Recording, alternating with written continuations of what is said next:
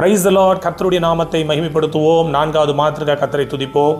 3 மாதங்கள் நம்மை அற்புதமாய் அழகாய் நேர்த்தியாய் நடத்தி கொண்டு வந்த கர்த்தர் இந்த 4வது மாதம் ஏப்ரல் மாதத்தை நம் கையிலே கொடுத்திருக்கிறார்.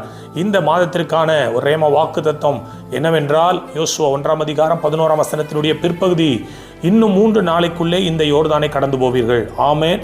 கர்த்தர் நமக்கு ஒரு நல்ல தீர்க்கமான வார்த்தையை கொடுத்திருக்கிறார்.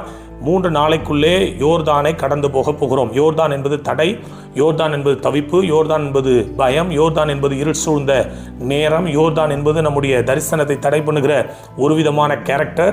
அந்த யோர்தான் என்பது நம்மை பலவீனப்படுத்துகிற, நம்மை பயமுறுத்துகிற, அச்சுறுத்துகிற, மேலிருந்து கீழ் நோக்கி ஓடி வருகிற ஒரு பெரும் வெள்ளம். கர்த்தர் சொல்லுகிறார், இந்த யோர்தானை நீ கடப்பாய். கடந்து எங்கே போகிறோம்? உபாகம் 4:22 அந்த நல்ல தேசத்தை நாம் சுதந்திரிக்க போகிறோம். அந்த கானானை சுதந்திரிக்க போகிறோம். பாலும் தேனும் ஓடுகிற அந்த மேன்மையான இடத்தை நாம் சுதந்திரிக்க போகிறோம். அந்த சுதந்திரிப்பதற்கு முன்பாக என்ன செய்ய போகிறோம்? 7 ஜாதிகளை நாம் துரத்த போகிறோம். என் அன்பு தேவனுடைய பிள்ளைகளே, இன்றைக்கு நீங்களும் நானும் கூட விசுவாசத்தோடு அர்ப்பணிப்போட நாம் இந்த வார்த்தையை சொல்லுவோம்.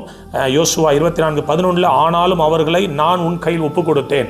இதுவரைக்கும் நம்மோடு கூட போராடின, இதுவரைக்கும் நம்மை பலவீனப்படுத்தின, இதுவரைக்கும் நம்மை பயமுறுத்தின, இதுவரைக்கும் நம்மை வேதனைக்குள்ளாக்கின அந்த பொல்லாத 7 ஜாதிகளை நாம் துரத்த போகிறோம். அவைகளை கர்த்தர் நம் கையிலே கொடுக்க போகிறார்.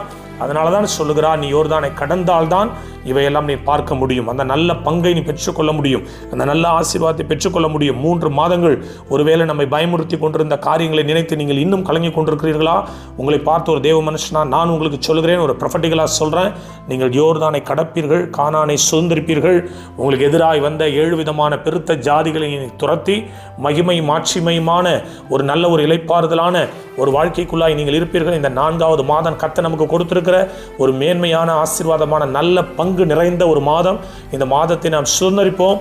யோர்தானை கடந்து வந்துவிட்டோம் என்கிற விசுவாசத்தோடு, ஒரு பெரிய நிச்சயத்தோடு நாம் காணப்படுவோம். இந்த யோர்தானை கடந்த பின்பு ஒரு பெரிய கானான் நமக்கு உண்டு. இந்த கானானை நாம் சுதந்திரிக்கும் பொழுது கர்த்தர் நம்மை இதுவரை நடத்தி வந்த வழிகளை நாம் நினைத்து தேவனை துதிப்போம்.